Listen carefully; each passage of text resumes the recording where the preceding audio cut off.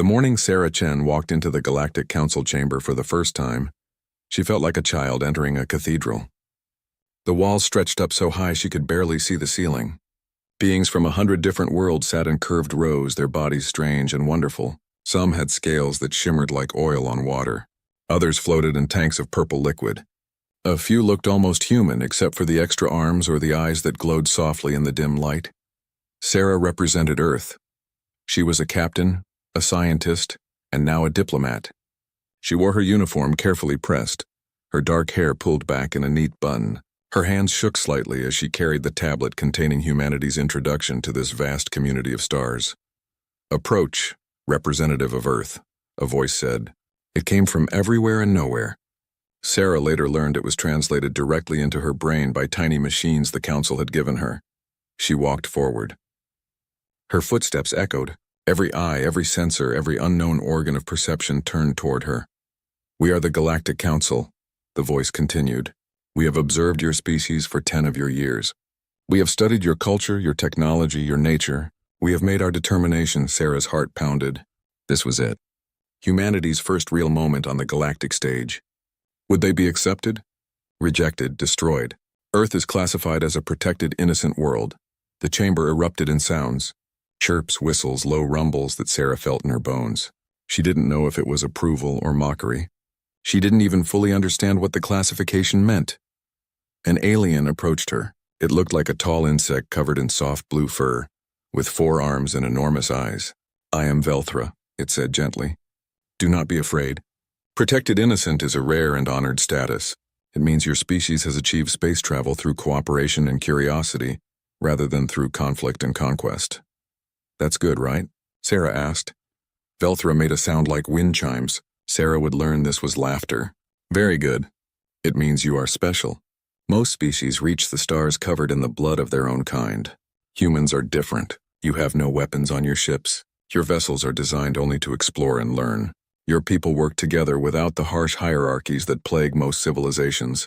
You are innocent of the galaxy's darkness." Sarah smiled, relief flooding through her. "We just want to learn, to be part of something bigger. And you shall be." Velthra said, "My people, the Arxians, will be your guides and protectors. We will teach you the ways of the Council. We will keep you safe." Over the following months, humanity became the Council's favorite curiosity. Aliens visited Earth constantly, marveling at human art, human music, human stories. They found human emotions fascinating, the way humans could cry from joy or sadness, the way they formed deep bonds with animals and even with plants. Ambassador Marcus Webb, Earth's senior diplomat, spent his days giving tours and presentations. He showed alien dignitaries human paintings, played them symphonies, let them taste chocolate and coffee and wine. The aliens were enchanted. "Your species is so creative," one ambassador said, "a being made of crystal that rang like a bell when it spoke. You make beauty for the sake of beauty. Most of us stopped doing that millions of years ago." Marcus smiled proudly. "We believe art and science are 2 sides of the same coin. Both are about understanding the universe and our place in it." But not everyone viewed humanity with such warmth. In the shadows of the Council, other powers watched and calculated. The Kryn Empire, a vast domain of conquest and subjugation, had representatives at every council meeting. They said little, but they watched everything. Commander Zekthar of the Kryn studied the reports on humanity with cold interest.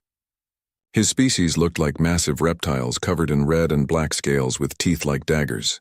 The Kryn respected only strength, and they saw none in humanity. "Protected innocence," Zekthar muttered to his aide. "Weak, defenseless. When the time comes, they will be easy to harvest." "The Council forbids aggression against protected species," his aide reminded him carefully. Zekthar's laugh was a low growl. "The Council forbids many things. But the Council is old and slow. They talk while we act. Patience. First we deal with more immediate threats, but one day Earth will be ripe for taking." Sarah knew nothing of these dark observations. She was too busy with her work. Her ship, the Curiosity, had been upgraded with alien technology. It could now travel between stars in days instead of decades. Her crew spent their time exploring, cataloging new worlds, and making friends everywhere they went. "Captain, look at this," her science officer called out one day. They were orbiting a moon covered in strange crystalline formations.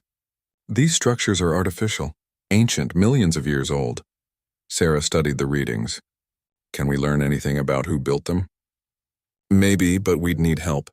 The technology is beyond anything we understand. Sarah contacted the Arxian fleet. Within hours, a massive ship appeared beside the Curiosity. It was 10 times larger, covered in elegant curves and glowing panels. Arxian scientists came aboard and worked alongside the human crew, sharing knowledge freely. This was the pattern of humanity's early years in the galaxy. They explored, they discovered, they shared, and they were protected by the older, wiser species who found them delightful and pure. Back on Earth, schools taught children about the hundreds of alien species. Museums displayed gifts from distant worlds. Humanity felt safe, welcomed, and valued. The idea of conflict seemed absurd. Why would anyone fight when there was so much universe to explore together? Ambassador Webb stood before the Council 1 year after first contact and gave a speech that would be remembered, though not in the way he intended. "People of the galaxy," he said, his voice steady and proud, "humanity thanks you for this gift of fellowship. We come to the stars not as conquerors but as students. We have left behind the petty conflicts of our past. We have chosen cooperation over competition, dialogue over violence. We hope to learn from your ancient wisdom and perhaps offer our own small contributions of creativity and enthusiasm. Together we can build a future where all species thrive in peace." The Council applauded. Velthra approached Marcus afterward. Her blue fur rippling with what he had learned was pleasure. "A beautiful sentiment, Ambassador. Your people truly are unique." "We're just glad to be here," Marcus said honestly. "Treasure this innocence," Velthra said softly. "It is rarer than you know." Marcus didn't understand the sadness in her voice. He would eventually.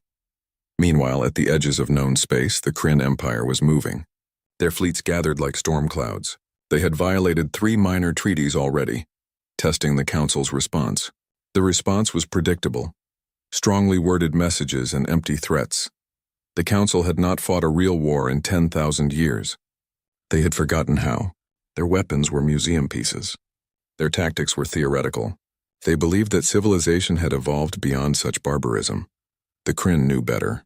They understood that peace was merely the space between wars, and that space was closing. But none of this touched Earth yet. Sarah Chen continued her explorations.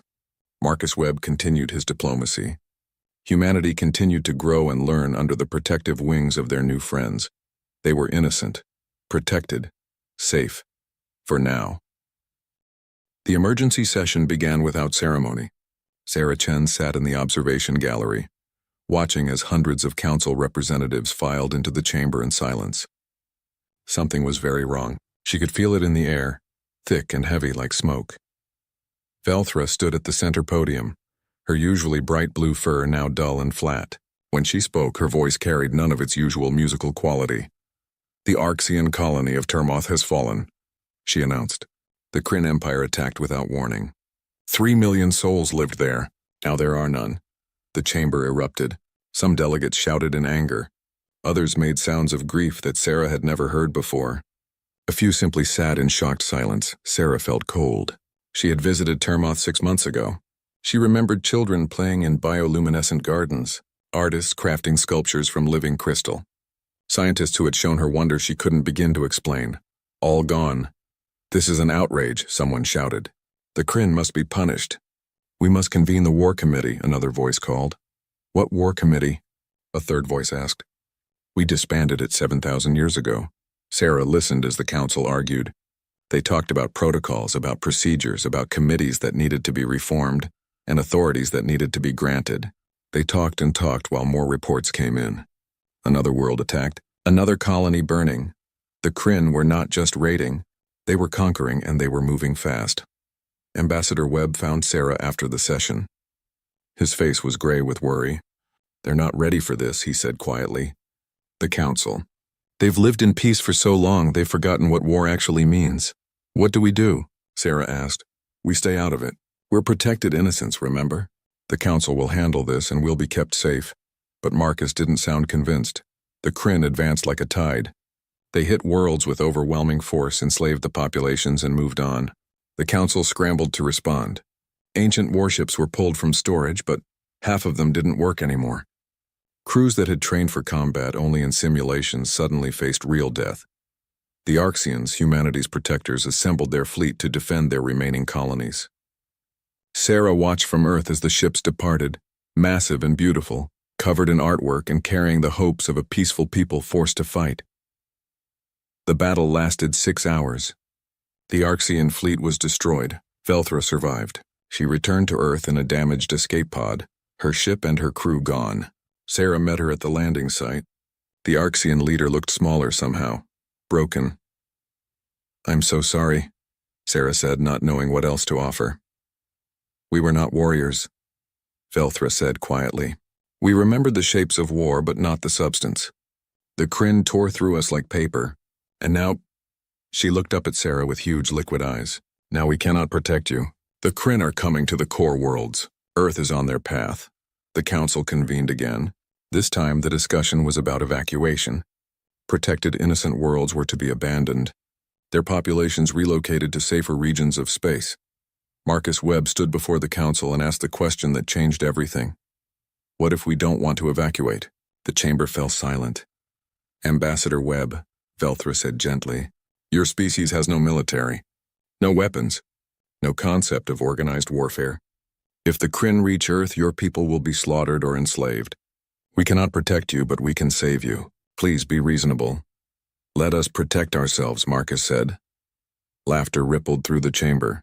Not cruel laughter, but the kind directed at a child saying something foolish. "With what?" someone asked. "Your exploration ships? Your mining equipment?" "With whatever we have," Marcus replied firmly. "Ambassador," Velthra said, her voice heavy with sadness. "We know your species. You are innocent. You have never known war. You don't understand what you're asking." "Then help us understand," Marcus said. "Give us access to your military archives, your tactical databases. Let us learn." No, the council voted nearly unanimously.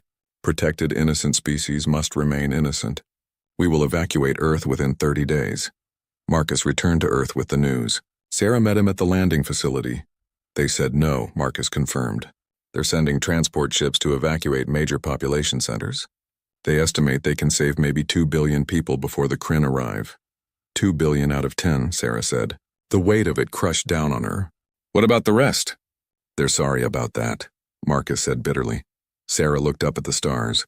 Somewhere up there the Kryn were coming, ships full of monsters who saw humans as prey, and the council, the great and ancient council, had decided that humanity should run. "No," Sarah said. "No, no." Sarah's voice grew stronger. "I'm not running. Earth is our home. We don't abandon our home. Sarah, we have no weapons, no training, no chance. Then we learn, fast." Sarah pulled out her tablet and started typing. "I'm sending a message to the Curiosity. We're coming back to Earth and we're bringing something with us." "What?" Marcus asked. "The truth." 3 days later, the crew of the Curiosity returned to Earth. They carried with them data from human archives, records that had been carefully edited during first contact with the aliens, history files, war records, military doctrines spanning thousands of years. Sarah called a meeting with Earth's government. Military advisors who had been relegated to ceremonial roles suddenly found themselves pulled into urgent conferences. Historians specializing in human conflict became the most important people on the planet. "When we met the council," Sarah explained to the assembled leaders, "we showed them who we wanted to be. A peaceful species that had moved beyond violence. And that's true. We did move beyond it, but we didn't forget it." She pulled up a hologram. Battle plans from ancient Earth wars. Strategies and tactics refined over millennia of human conflict. Sun Tzu, Clausewitz. Modern military theory from the 21st and 22nd centuries before humanity had achieved true peace. "We chose peace," Sarah continued. "But our ancestors knew war very, very well, and they wrote everything down." "Are you suggesting," the Secretary General asked slowly, "that we fight?" "I'm suggesting we don't die quietly," Sarah said. "The Council thinks we're helpless. The Kryn think we're prey. Maybe they're right. Maybe we'll lose. But maybe, just maybe, humanity has one more trick to show the galaxy." The decision was made in 24 hours. Earth would not evacuate. Earth would stand. The Council was horrified when they received Earth's message. Velthra personally contacted Marcus. "Please," she begged. "Don't do this. We've lost so many already. Don't make us watch humanity die too." We appreciate your concern, Marcus said formally. But this is our choice. It's suicide, Velthra said. Maybe, Marcus acknowledged. But it's our suicide. We choose this. Earth transformed overnight. Factories that made consumer goods retooled to manufacture something else. Scientists who studied exoplanets turned their attention to weapons theory. Ships designed for exploration were torn apart and rebuilt. The council watched in confusion as humans used words they'd never spoken before. Terms like strategic depth and force, multiplication and theater of operations. They were speaking a language the galaxy hadn't heard in 10,000 years. The language of Sarah stood on the bridge of the Curiosity, now renamed the Defiance. Her crew worked around her, installing systems that would have been unthinkable months ago. Weapons, armor, tactical computers running scenarios of death and survival. Captain, her weapons officer said. It was a new position, filled by a woman who had been a civilian engineer last week. We're ready. Good, Sarah said. Because they're here. The sensors showed it clearly. A Kryn fleet, 100 ships strong, entering the outer solar system, coming for Earth, coming for humanity, coming to teach the innocent a lesson. They had no idea what they were about to learn. Commander Zekthar watched Earth through the viewing screen of his flagship.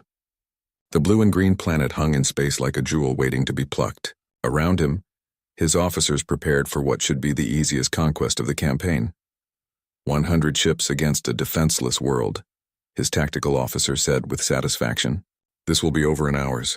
Zekthar nodded. He had read the reports on humanity. No weapons, no military tradition. A species that solved disputes through discussion and compromise. Protected innocence, the council called them. The Kryn had another word for such species. Victims. Send the standard surrender demand, Zekthar ordered. Give them 1 hour to submit. Then we begin the harvest. The message was transmitted. Zekthar expected pleading, perhaps tears and desperate bargaining. Instead, he received something unexpected. This is Captain Sarah Chen of Earth Defense. Your demand is denied. Leave our system immediately or face the consequences. His bridge crew laughed. Consequences? From humans? Reply that we will show them what consequences truly mean, Zekthar ordered. All ships advanced to attack formation. The Kryn fleet moved forward in a wedge pattern, a formation that had broken 100 worlds. Their ships were massive, covered in weapons and armor. They moved with the confidence of predators who had never met anything that could threaten them. Sarah watched them come. Her hands were steady on the controls of the Defiance, though her heart hammered in her chest. Around her, a fleet of 70 human ships waited. They were smaller than the Kryn vessels, less powerful, but they had something the Kryn didn't expect, experience that stretched back 10,000 years. All ships, Sarah transmitted. Remember the plan. Don't try to match their strength. Use speed, use deception, make them chase you. Understood, Captain, came the replies. The Kryn reached firing range and opened up with massive energy cannons. Beams of superheated plasma lanced across space. 3 human ships exploded immediately, their shields overwhelmed, but the rest scattered. On the Kryn flagship, Zekthar frowned. The human ships weren't forming up to fight. They were running in all directions. This was expected. Prey ran when hunters came. But these ships weren't just fleeing randomly. They were moving with purpose in patterns that seemed almost... Sir, his tactical officer said, they're hurting us. Impossible. They have no training and an explosion rocked the flagship. Alarms blared. Zekthar grabbed his chair to avoid falling. What was that? Mines, sir. We've entered a minefield. How did they deploy mines? We were watching them the entire approach. Sarah smiled grimly as she watched 3 Kryn ships crippled by the minefield. The mines weren't actually mines. They were cargo containers filled with explosives, painted to match the background radiation of space, floating in patterns that the Kryn sensors couldn't distinguish from debris. Simple, crude, effective. All ships. Phase 2, Sarah ordered. The human vessels that had scattered now began to converge, but not on the main Kryn fleet. They targeted the supply ships in the rear, the lightly armed vessels that carried fuel and ammunition. Zekthar watched in growing fury as his support fleet took damage. They're targeting our logistics. How do they know to target logistics? His officers had no answer. Protected innocents weren't supposed to understand military strategy.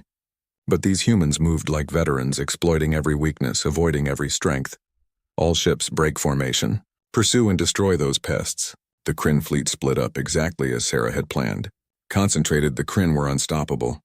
Divided, they were just targets. Lead them to the belt, Sarah ordered. The Defiance accelerated toward the asteroid belt between Mars and Jupiter. Behind her, 20 Kryn ships followed, their commanders eager for the kill. They thought the human captain was fleeing in panic. They were wrong. Sarah's ship dove into the dense field of tumbling rocks. Her crew had spent 2 weeks mapping safe routes through the belt. The Kryn had no such maps. Light them up, Sarah said calmly. The human ships that had been hiding among the asteroids opened fire, not with advanced energy weapons but with simple mass drivers. Chunks of metal and rock accelerated to tremendous speeds, turned into bullets by velocity alone. The asteroids themselves became weapons. Human ships used small explosives to alter orbits, sending car-sized rocks crashing into Kryn hulls. Zekthar lost 5 ships in the belt before he ordered a retreat. His remaining 15 vessels pulled back. Regrouping with the main fleet. Status, he demanded. 23 ships damaged, 7 destroyed, 4 more crippled and unable to fight, his tactical officer reported. The humans have lost 18 ships. Zekthar's claws dug into his armrests. 7 ships lost to primitive humans? Impossible, shameful, but real. They're not running anymore, his sensor officer said. On the screen, the remaining human ships were forming up into a tight formation, positioning themselves between the Kryn fleet and Earth. They're going to make a stand, Zekthar said. Good, now we crush them properly. But as the Kryn advanced, something strange happened. Small objects began launching from Earth itself. Hundreds of them, thousands, what are those? Zekthar demanded. Missiles, sir. Primitive rocket technology with basic guidance systems. But there are so many. The swarm hit. Individually, each missile was weak. But there were 5,000 of them. More firepower than any Kryn commander had ever seen deployed at once. They overwhelmed point defenses, crashed into hulls, detonated against shields, and while the Kryn fleet dealt with the missile swarm, the human ships attacked again. This time they came in small groups, 3 or 4 ships working together. They used the Kryn fleet's own size against them, darting between the massive vessels, firing at weak points that human engineers had identified by studying captured Kryn technology. Zekthar watched his fleet take damage and realized with cold horror what was happening. Humans weren't inexperienced. They were experts who had chosen not to use their expertise. And now that they had no choice, all that hidden knowledge was coming out. Fall back, he ordered. All ships retreat to the outer system. We need to regroup. As the Kryn fleet pulled back, humanity's ships let them go. They didn't pursue. They returned to Earth orbit, battered and bleeding, having lost 1/3 of their fleet. But they had won. On the bridge of the Defiance, Sarah slumped in her chair. Around her, her crew was cheering, crying, hugging each other. They had survived. Earth had survived, Captain, her communications officer said. We're being hailed. It's the Galactic Council. Sarah straightened up. Put them through. Velthra's face appeared on the screen. The Arxian looked shocked, her eyes wide, her fur standing on end. Captain Chen, she said slowly. What did you do? We defended our home, Sarah replied. You defeated a Kryn fleet. A protected innocent species with no military capability just defeated the Kryn. We're not as innocent as you thought, Sarah said quietly. Velthra was silent for a long moment. No, she finally said. I suppose you're not. Captain, I need to ask you something very important. How? How did you learn to fight like that? Sarah took a deep breath. We didn't learn it. We remembered it. Humanity wasn't always peaceful, Velthra. We spent thousands of years fighting each other. We got very, very good at war. We just chose to stop. Why didn't you tell us? Because we wanted to be better, Sarah said. We wanted to leave that part of our history behind. We came to the stars hoping we'd never need those skills again. But when you gave us no choice, she gestured at the battlefield around them. We remembered who we used to be. Velthra's expression was unreadable. Fear, respect, both? The Council will need to reevaluate humanity's classification, she said formally. I understand, Sarah said. But Velthra, the Kryn are still out there. They're still destroying worlds. We hurt them, but we didn't stop them. If humanity knows one thing about war, it's this. You can't win by just defending. Eventually, you have to take the fight to the enemy. What are you saying? Sarah looked directly into the camera. We're saying we'll help. We'll teach you what we know. We'll fight beside you. But the galaxy needs to understand something. We're not innocent anymore. We can't be. The Kryn made sure of that. And what are you now? Velthra asked softly. Sarah thought about her dead crew members. About the celebrations on Earth mixed with mourning for the lost. About the choice humanity had made to stand and fight. We're what we always were, she said. We're survivors. The Galactic Council chamber felt different now. The same towering walls, the same ancient seats, but the atmosphere had changed. Where there had once been comfortable complacency, now there was tension. Where there had been certainty, now there were questions. Ambassador Marcus Webb stood at the center podium, flanked by Sarah Chen and 3 human military advisors. Across from them sat representatives from 200 worlds, many of whom looked at the humans with expressions ranging from fear to hope to outright hostility. You lied to us, the Centauran delegate said. His voice was cold. You presented yourselves as innocent when you were wolves in sheep's clothing. Marcus felt anger flash through him but kept his voice level. We never lied. Everything we showed you about humanity was true. We are a peaceful species. We do value cooperation and creativity. We just didn't tell you everything about our past. A lie of omission is still a lie, another delegate snapped. Enough, Velthra said, her voice cutting through the growing argument. What matters now is not what humanity was, but what they can do now. The Kryn have taken 14 worlds since their defeat at Earth. They're adapting to human tactics. We need help. Help from warriors who deceived us? Someone asked. Sarah stepped forward. You want to talk about deception? Fine. Yes, humanity has a violent history. We fought wars for thousands of years. We got very good at killing each other. But here's what we also learned. War is hell and peace is worth any price. We chose peace. We meant it. We still mean it. She pulled up a hologram showing human history, images of ancient battles, world wars, weapons of mass destruction. This is what we left behind, Sarah continued. This is what we never wanted to be again. When we came to the stars, we hoped we'd found a better way, a galaxy where reason prevailed over violence, and for a while we believed it. The images shifted to show Kryn attacks, burning worlds, millions dead. But the galaxy isn't what we hoped it was, Sarah said quietly. The Kryn showed us that. So yes, we remembered what we knew. We used it to survive. And now we're offering to help you survive too. Why? The question came from a small, crystalline being whose voice chimed like bells. Why would you help us after we misjudged you? After we were prepared to abandon your world? Marcus answered. Because it's the right thing to do. Because if we let the Kryn win, everything we believe in dies. And because maybe, just maybe, we can teach you how to defend yourselves without becoming monsters in the process. The debate lasted for hours. Some delegates argued that humanity should be expelled from the council for their deception. Others insisted that humanity's skills were needed. In the end, a compromise was reached. Earth would lose its protected innocent status. Humanity would be granted a seat on the newly reformed War Council, and human military advisors would be assigned to train council defense forces. But there was a condition. Every human advisor would be monitored, every tactic reviewed. The council feared what they might be unleashing if they gave humans too much freedom. Sarah accepted the terms, though she didn't like them. Trust had been broken on both sides. It would take time to rebuild. The real work began immediately. Sarah found herself assigned to the Arxian fleet, working directly with Velthra to prepare for the next Kryn attack. The Arxians were struggling. Their ships were powerful but designed for exploration and trade. Their crews had trained in simulations, but simulation was nothing like the chaos of real combat. Show me your battle plan, Sarah asked Velthra during their first strategy session. Velthra pulled up a hologram showing ship formations. We concentrate our fleet here at the Velkara Junction. It's a critical supply route. If the Kryn take it, they cut off 15 systems from support. Sarah studied the plan. It was logical, straightforward, and exactly what the Kryn would expect. It won't work, she said. Velthra's fur rippled with frustration. Why not? We outnumber the Kryn 3-1 at this location. Because you're fighting by rules the Kryn don't follow, Sarah explained.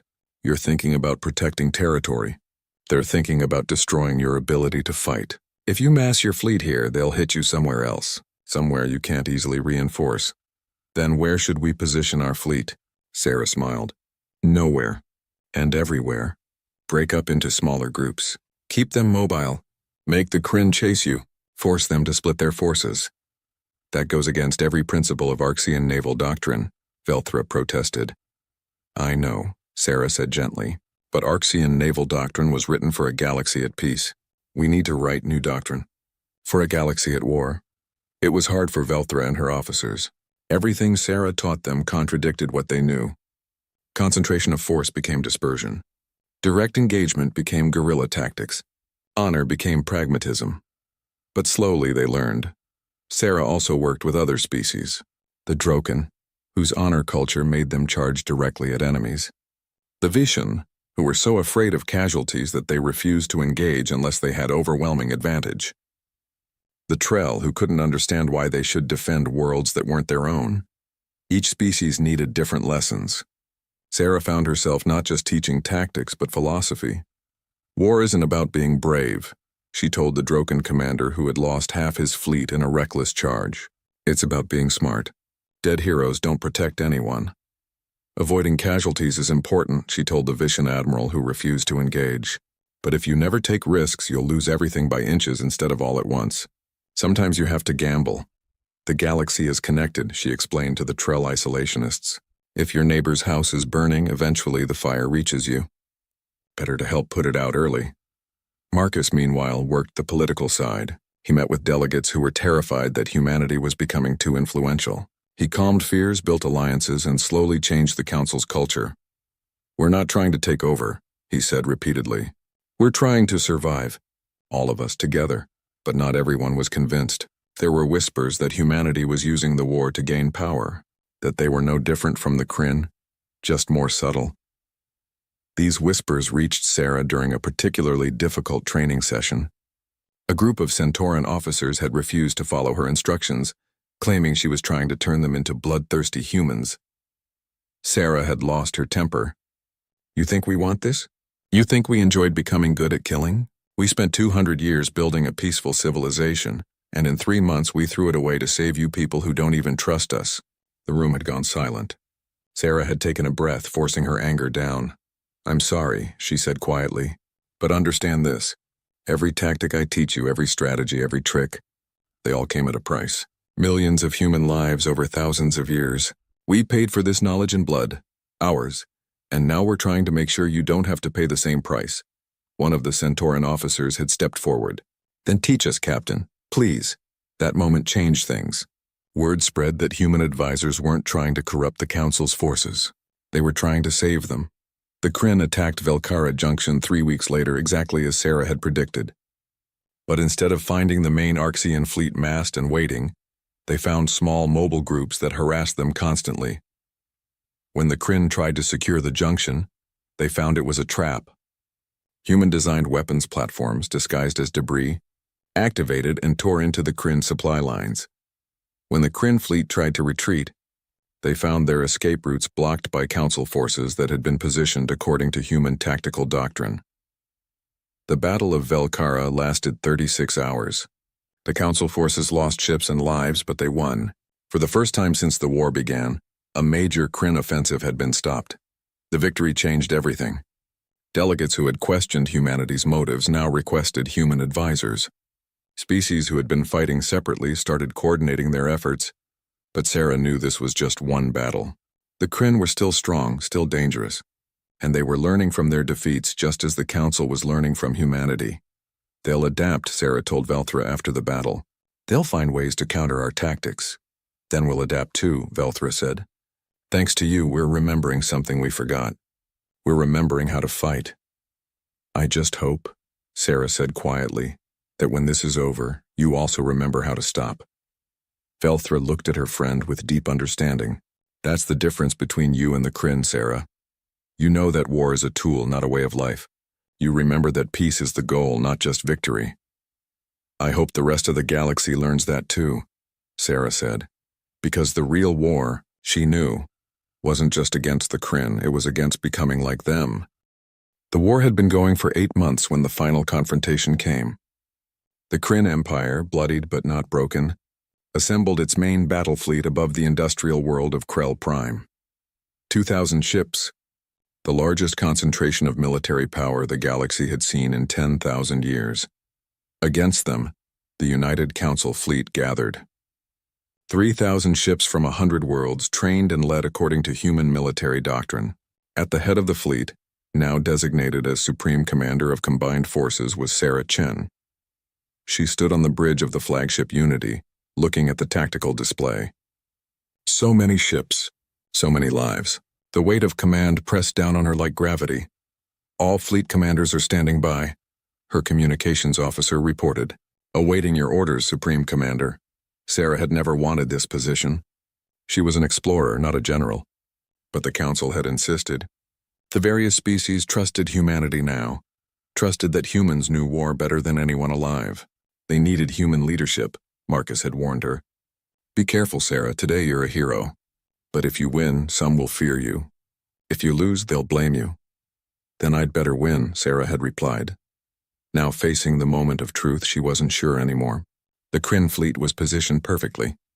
They had the high ground, the better position, and the defensive advantage. Standard military doctrine said you needed 3-to-1 superiority to assault a fortified position. The Council had that, barely. But Sarah knew something about standard military doctrine. It was usually written by the victors of the last war, not the winners of the next one. Open a channel to all ships, Sarah ordered, all frequencies. I want everyone to hear this, Council and Kryn alike. The channel opened. Sarah took a breath and began. This is Supreme Commander Sarah Chen to all forces. 8 months ago, my people were classified as protected innocents. We were seen as weak, naive, and helpless. The Kryn thought we would be easy prey. They were wrong. On his flagship, Commander Zekthar listened with cold attention. He had underestimated humans once. He would not make that mistake again. His fleet was ready. His warriors eager. This time the humans would learn what true power meant. But here's the thing about humans, Sarah continued. We don't fight because we love war. We fight because we love what war threatens to destroy. Our homes, our families, our freedom.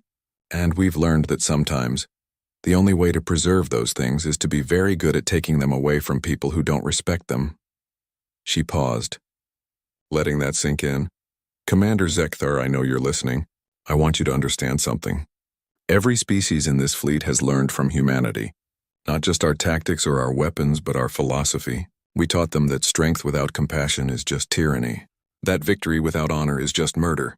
That war without purpose is just waste. Is she trying to negotiate? Velthra asked from the Arxian command ship. Now? No, her tactical officer said slowly. She's doing something else. Sarah's voice hardened. You've taken worlds and enslaved populations. You've killed millions because you believed might made right. Today we're going to show you that might is only part of the equation. The other part is will. And every being in this fleet has the will to stop you. She cut the channel to the Kryn and opened a new one to her fleet. All ships, execute Plan Omega. Let's teach them why you don't mess with a galaxy that's learned to work together. The Council fleet moved, but not in the way Zekthar expected. Instead of charging his position, they split into dozens of small groups. Each group began moving in different directions, spreading out across the battlefield. What are they doing? Zekthar demanded. They're dispersing? That's insane. But it wasn't insane.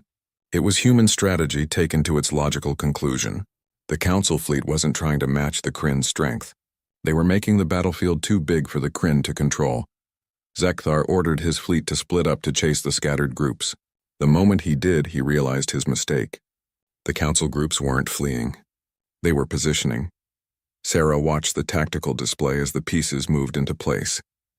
The Kryn fleet was now scattered across a huge volume of space, trying to engage multiple enemies at once. Now, Sarah said simply. From hiding places throughout the battlefield, weapons platforms activated. Not dozens, but thousands. Council forces had been seeding the area with automated defenses for weeks, disguised as debris and inactive satellites. The Kryn fleet found itself in a crossfire. Automated weapons from all directions, Council ships attacking weak points, and no way to concentrate their forces without taking devastating fire. Zekthar tried to rally his fleet, But the humans had planned for that too. Every time Kryn ships tried to regroup, Council forces would strike at their communications relays, their command ships, anything that let them coordinate. The Battle of Krell Prime became 100 smaller battles, and in small engagements, the Kryn's numerical advantage meant nothing. Their ships were powerful but isolated. The Council forces were weaker individually but worked together perfectly. Hours passed. The Kryn fleet took heavy losses. Zekthar watched his forces crumble and felt something he had never experienced before. Doubt. "Sir," his tactical officer said quietly, "we've lost 40% of our fleet. If we continue, we'll be destroyed." "The Kryn do not retreat," Zekthar snarled. "The Kryn also do not die for nothing," his officer replied. "This battle is lost, Commander. We must preserve what we can." Zekthar looked at the tactical display. His officer was right. The humans had outmaneuvered him completely. Pride warred with survival instinct. Finally, survival won. "All ships," he ordered, the words tasting like poison. "Retreat." The Kryn fleet withdrew, battered and broken. Of 2,000 ships, fewer than 1,000 escaped. The rest were destroyed or captured. Sarah watched them go and felt no joy in victory. Only relief that it was over, mixed with sorrow for all the dead on both sides. "Should we pursue?" Felthra asked over the comm. "No," Sarah said. "Let them go, we won. That's enough." The Council fleet returned to friendly space as heroes. Victory parades were planned on 100 worlds. Sarah Chen was celebrated as the greatest military mind in the galaxy. She hated it. "I don't want parades," she told Marcus. "I want to go back to exploring." "You will," Marcus promised. "But first you have one more duty." That duty came 3 weeks later. Commander Zekthar had been captured when his damaged flagship was boarded. He was brought before the Council to face judgment. The chamber was packed. Delegates called for execution, for imprisonment, for enslavement. The Kryn had caused so much suffering. Justice demanded punishment. Zekthar stood in chains, his scales dull, his eyes defiant. He expected death and would face it with pride. Instead, Sarah Chen stepped forward. "I have a proposal," she said. "Don't execute him. Don't imprison him. Send him home." The chamber erupted in protest. Felthra stood. "Sarah, he's a war criminal. He must be punished." "He's already been punished," Sarah replied. "He lost, his empire is broken. His reputation destroyed. But if we execute him, he becomes a martyr. If we imprison him, he becomes a symbol of resistance. If we send him home, he becomes something much more useful." "What?" someone asked. "A teacher," Sarah said. "Let him go back to his people and explain how they lost. Let him teach the Kryn that there's a better way than conquest." She turned to Zekthar. "You thought we were weak because we chose peace. Now you know we're strong enough to choose mercy. Go home, Commander. Tell your people what you learned." Zekthar stared at her. "Why? Why show mercy to an enemy?" "Because," Sarah said simply, "someone has to be the first to stop fighting. Someone has to show that the cycle can be broken.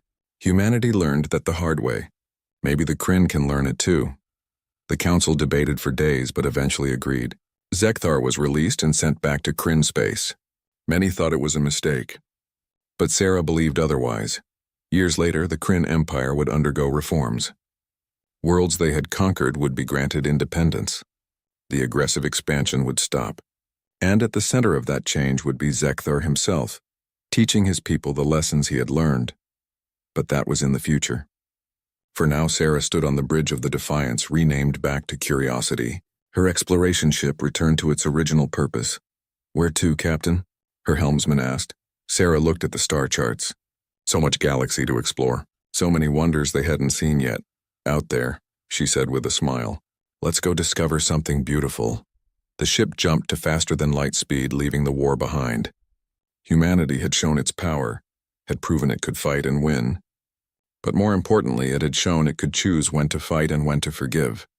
The galaxy had witnessed Earth's power. Now it would witness its wisdom. And perhaps, Sarah thought as stars streaked past, that was the most powerful thing of all.